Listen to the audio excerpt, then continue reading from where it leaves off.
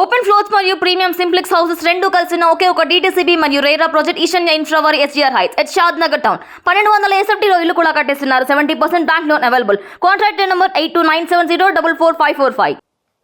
Through this journey, through our careers, we've always been an emotional support system for each other. Okay.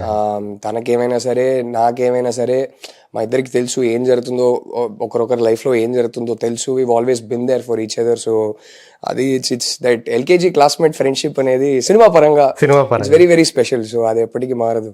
అదే అంటే తను సమంతకు సంబంధించి ఒక circle ఉంది ఒకటి. తను ఏదైతే లైఫ్లో రియల్ లైఫ్లో ఫేస్ చేసిందో ప్రాబ్లమ్స్, దానికి తోడు ఇదేదైతే ఈ మెడికల్ ఇష్యూ తనకి ఏదైతే ఉందో ఆటో ఇమ్యూన్ సిండ్రోమ్, సో ఆ టైంలో ఆమెకి బాగా మోరల్ సపోర్ట్ ఇచ్చిన వ్యక్తుల్లో రాహుల్ రవీంద్రన్, చిన్మయి కూడా ఉన్నారు అని నేను వింటూ ఉంటాను. Okay, right right right.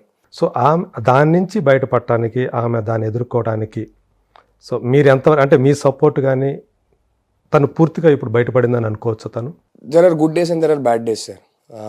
పూర్తిగా అనేది అంటే ఆటో ఇమ్యూన్ ఒక్కసారి వచ్చిందంటే దానికి క్యూర్ అయితే లేదు, కానీ ఫస్ట్ కంట్రోల్లోకి తీసుకురావడం, ఆ తర్వాత కంట్రోల్లో ఉంచడం అనేదే ఉంటుంది.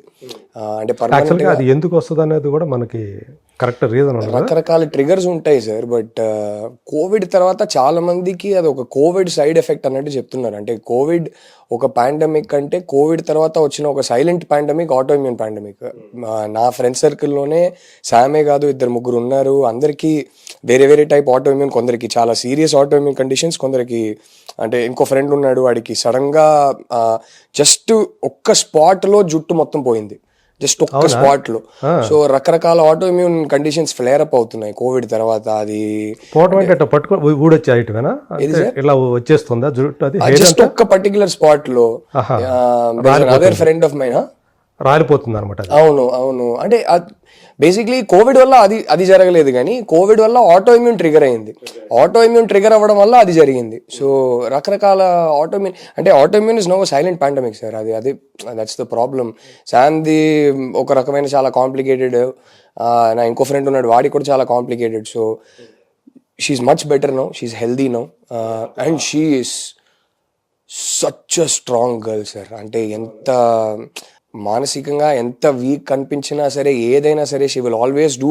చేయాల్సింది ఎప్పుడు చేసేస్తుంది. ట్రీట్మెంట్ తీసుకోవాలంటే రెగ్యులర్గా డిసిప్లిన్డ్గా ట్రీట్మెంట్ తీసుకోవడం, కానీ ఆ ట్రీట్మెంట్ తీసుకుంటూ అది బెటర్ అవుతున్న ప్రాసెస్లో ఎక్కడ తన వర్కౌట్స్ వదలకుండా ఎంతవరకు కుదురుతుందో అంతవరకు చేసింది.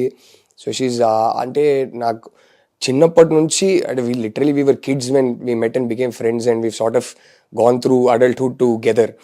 And I think the one thing that has not changed in her life is her sense of discipline. అది నాకు కూడా కొంచెం ఉంటే బాగుండేది, కానీ ఇన్ ఇయర్స్ ఫ్రెండ్షిప్లో అది మాత్రం నేను నేర్చుకోలేకపోయి. అంటే నాకు నచ్చిన కొన్ని విషయాల్లో నాకు డిసిప్లిన్ ఉంటుంది, బట్ ఆ సెల్ఫ్ కేర్ అనేది ఉంది కదా, ఆ సెల్ఫ్ కేర్ విషయంలో నాకు పెద్ద డిసిప్లిన్ ఉండదు. ఇప్పుడు ఫర్ ఎగ్జాంపుల్ నేను ఒక స్క్రిప్ట్ రాస్తున్నానంటే చాలా డిసిప్లిన్డ్గా రాస్తా, ఇంకే డిస్ట్రాక్షన్స్ లేకుండా. ఒక్కసారి కూర్చున్నానంటే అది ఫినిష్ అయ్యేదాకా అసలు అటు ఇటు కదలను. అలాంటి విషయాల్లో నాకు నచ్చిన విషయాల్లో నాకు డిసిప్లిన్ ఉంటుంది. బట్ ఈ వర్కౌట్ అనేది అంటే కొందరు నచ్చి చేస్తారు, కానీ నాకు అలాంటి విషయాల్లో అబ్బా ఆ అమ్మాయికి ఉన్న డిసిప్లిన్ అసలు వేరే లెవెల్ అది. అయ్యో. సో అయ్యా luckily she is a fighter. ఏది ఉన్నా ఎట్లా ఉన్నా కానీ ఆ మెడికల్ ఇష్యూ ఉన్నప్పుడు కూడా తను చేస్తూ వచ్చేదే సార్. అస్సలు వర్కౌట్ కానీ అంటే ఎవరు ఏం చెప్పినా she is trying alternate therapies and treatments and things like that. So ఎవరు ఏం చెప్పినా సిన్సియర్గా కరెక్ట్ టైంకి ఏది తీసుకోవాలో, ఏం ఎక్సర్సైజెస్ చేయాలో, ఏం చేయాలో అంతా చేస్తుంది.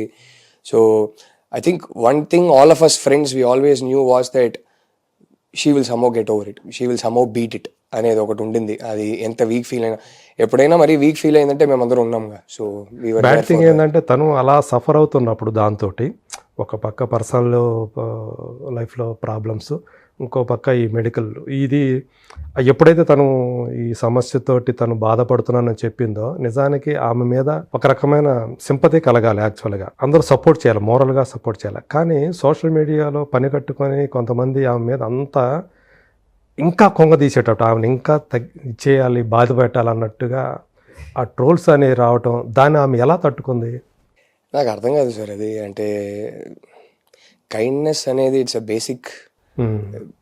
మనం కైండ్గా లేకపోయినా పర్లేదు, అన్కైండ్గా ఉంటే చాలు కదా. అదేమో అంటే అది అంతే, కొందరు సోషల్ మీడియాలో ఓకే యాక్సెస్ ఉంది కదా, ఎవరినైనా ట్యాగ్ చేసి ఏదైనా చెప్పొచ్చు కదా అని చెప్పేస్తారు. అది మరి అదేదో ఏదో సింపతి పొందడం కోసమే ఇదన్నీ పెడుతుంది, ఇవన్నీ చెప్తుంది అని చెప్పేసి అలా ట్రోల్ చేయటం.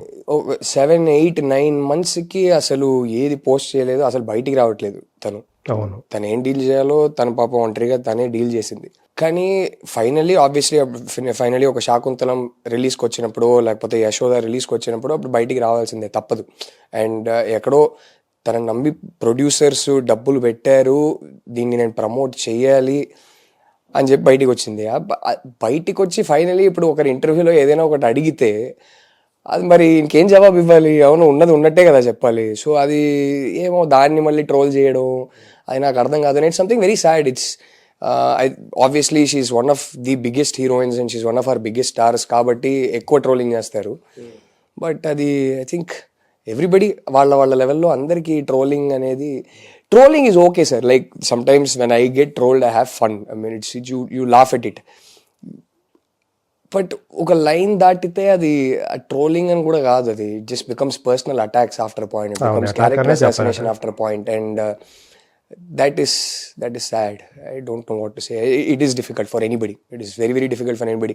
అంటే ఆ సైకాలజీ వాళ్ళు చెప్పే ఆ మాట కన్నా I think what hurts the most is మీరెవరో నాకు తెలీదు, నేను మిమ్మల్ని పర్సనల్గా మీకు ఏ మోసం చేయలేదు, మిమ్మల్ని ఏ విధంగా నేను అఫెక్ట్ చేయలేదు, నా మీద మీకు ఇంత హేట్ ఎందుకు అనేది దాన్ని ప్రాసెస్ చేయడం అనేది ఈజీ కాదు sir. What did I do to you, why are you being so cruel అనేది I think that is the most difficult thing for people to get over. But it's okay. I mean it's part and parcel of the job I guess. అది ఇప్పుడు end of the day all of us artists, writers, directors, all of us end of the day ఇదంతా పక్కన పెడితే we're very blessed that we're in a profession we love. We're very blessed that మా life long మేము చేసుకునే పని మాకు నచ్చిన పని, అది ప్రేమతో చేస్తున్నాం. సో అది చూసుకుంటే ఇదంతా ఓకేలే, చూసుకుందాం అనిపిస్తుంది. So these are side effects of the job. But we're blessed end of the day. So వాళ్ళ లెవెల్లో everybody is blessed. Success, failure ఇదంతా పక్కన పెడితే I think the biggest success is that నచ్చిన పని చేస్తున్నాం. అవును. సో అది అప్పుడప్పుడు గుర్తు చేసుకుంటూ ఇదంతా ఇగ్నోర్ చేయడమే. శామ్ తోటి మీరు మీ ఫస్ట్ ఫిల్మ్ తర్వాత మళ్ళీ యూటర్న్ అయినా చేయటం? అవునవును, చాలా మళ్ళీ ఆల్మోస్ట్ 10 years తర్వాత మళ్ళీ చేసాం. గుర్తు చేసుకున్నారా ఆ రోజులు? గుర్తు చేసుకున్నారా చేసేటప్పుడు? అప్పుడు అంటే సెట్స్ మీద ఆల్మోస్ట్ అది దట్ అయితే felt like a full circle. But అంటే 10 yearsగా అసలు మాట్లాడుకోలేదు. 10 years తర్వాత కలుస్తున్నామంటే వేరేలా ఉండేది. రెగ్యులర్గా కలుస్తూ ఉంటాం, రెగ్యులర్గా మాట్లాడుతూ ఉంటాం కాబట్టి కొత్తగా ఏమీ అనిపించలేదు. So but I think for me the biggest take away was that 10 years తర్వాత తనతో యాక్టింగ్ చేస్తున్నప్పుడు తన గ్రోత్ చూసా. అది చూసి అసలు ఆ శామ్కి అసలు జమీన్ ఆస్మాన్ ఫరక్ ఉందనిపించింది. That I felt very proud that ఆ growth as an actor I was like wow, ఆ పర్ఫార్మర్కి ఇప్పుడు సంబంధమే లేదు అనిపించింది. So I think that again she works very hard on improving herself all the time. అవును. సో మీకు ఆమె చేసిన వాటిలో, ఆమె వర్క్స్లో మీకు బాగా నచ్చింది ఏదనుకోవచ్చు? I think her best performance definitely is Family Man sir. Family Man చూసి అంటే ఈ లెవెల్కి వెళ్ళగలుగుతుంది పర్ఫార్మర్గా, ఇలాంటి ఒక పర్ఫార్మెన్స్ ఇవ్వగలుగుతుంది నాకు కూడా తెలీదు. ఐ వాజ్ లైక్ వావ్, ఆ క్యారెక్టర్ కూడా అలాంటి క్యారెక్టర్ చేస్తారు కూడా ఎవరు అనుకోవాలి. అయ్యో అస్సలు రాజీ ఏది రాజీ, అయ్యో ఐ థింక్ ఫస్ట్ బస్సులో ఒక మనిషి మిస్బిహేవ్ చేస్తాడు ఆ రాజీ క్యారెక్టర్తో. సైలెంట్గా దిగి వెళ్ళిపోతుంది.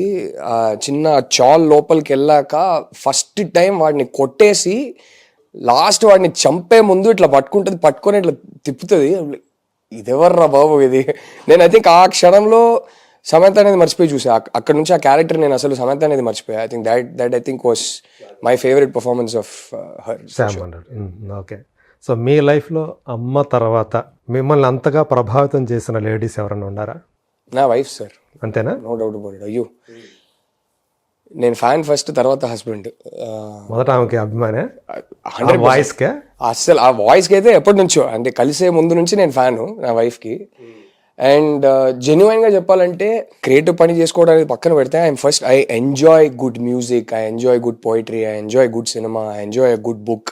ఓకే. అండ్ తను వచ్చిన తర్వాత అసలు చిన్మయి సింగర్గా అయితే అసలు అడగక్కర్లేదు. I mean her mastery over her voice. Music అనేది చాలా arithmetic sir. Music is actually purely calculation based.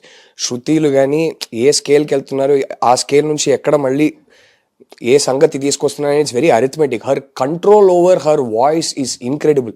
అంటే మీరు సినిమా సాంగ్స్ అంతా పక్కన పెడితే అప్పుడప్పుడు ఇంట్లో రియాజ్ చేసేటప్పుడు వింటుంటాను కదా, బాబా అసలు ఇట్స్ మ్యాజిక్ సార్.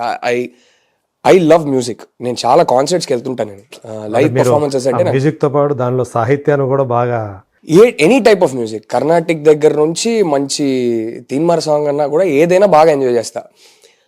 సో ఇంట్లోనే తను రియాజ్ చేస్తుంటే అది వినడం అనేది ఇట్స్ బ్లెస్సింగ్. అసలు ఇన్క్రెడిబుల్ వాయిస్. I cannot. మీరు సినిమా సాంగ్స్ వినుంటారు కానీ తను గజల్స్ పాడుతుంటే మీరు వినాలి. ఇంట్లో మాక్సిమం తను రియాజ్ చేసేది గజల్స్తోనే రియాజ్ చేస్తుంది. తన ఫేవరెట్ టు సింగ్, తన ఫేవరెట్ జానరా గజల్స్ అనమాట. ఓకే. సో గజల్స్తో ప్రాక్టీస్ చేస్తుంది. బా అసలు నేను వెంటనే వెళ్ళి సైలెంట్గా లైట్లు ఆఫ్ చేసేస్తాను. నేను ఒక డార్క్ మాహోల్లో జస్ట్ ఒక్క ల్యాంప్ ఎక్కడైనా వెలిగించేసి కూర్చొని సైలెంట్గా వింటుంటే ఆ మజా వేరు. అసలు మిమ్మల్ని మీరు మర్చిపోతుంటారు. అసలు అమేజింగ్. మీరు ఈ విషయంలో బ్లెస్డ్ అనుకుంటారా? 100% sir, no doubt about it. I think it is one of my greatest blessings as a lover of music that I married a singer. No doubt about it. Unfortunately ఇంట్లో తనకన్నా ఎక్కువ నేనే పాడుతుంటా. చాలా దరిద్రంగా పాడతాను నేను, బట్ నేనే పాడుతుంటా. బట్ అది పక్కన పెడితే another massive respect I have for her is that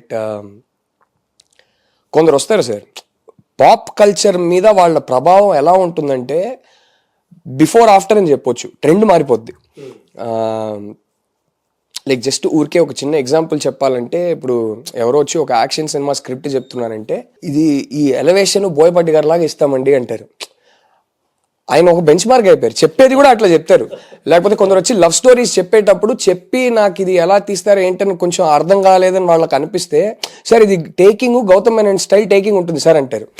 అంతకన్నా ఒక క్రియేటర్కి బెటర్ కాంప్లిమెంట్ ఇవ్వలేము కదా. సో నాకు తెలిసి చిన్మయి హీరోయిన్స్కి డబ్బింగ్ చేయడం స్టార్ట్ చేశాక హీరోయిన్ వాయిస్ ప్యాటర్న్ ఎలా ఉంటుంది, తెలుగు తమిళ సినిమాలో హీరోయిన్స్ ఎలా మాట్లాడతారు అనేది మారిపోయింది సార్. ఇప్పుడు అంటే అంతకు ముందు ఒక స్పెసిఫిక్ వాయిస్ ప్యాటర్న్ ఉండేది. ఆల్మోస్ట్ 10-15 years కి అది పెద్ద హిట్. నాకు తెలిసి సమంతకు తను స్టార్ట్ చేసిన తర్వాత సమంత ఓన్ వాయిస్ ఇస్తున్నా కూడా జనం సమంతనే కాదు కదా సార్, ఇప్పుడు ప్రియాంక చోప్రా, భూమికా చావ్లా, రకుల్, భూమికా చావ్లాకి చెప్పింది, Kajal Aggarwal, all I don't think there is a single heroine she is not. ఇప్పుడు ఈ మధ్య ఐ థింక్ మృణాల్ అండ్ చిన్మయి ఆ కాంబినేషన్ బాగా సెట్ అయిపోయింది అందరికి. సీతారామం కానీ హాయ్ నాన్నలు కానీ బాగా నచ్చినట్టుంది.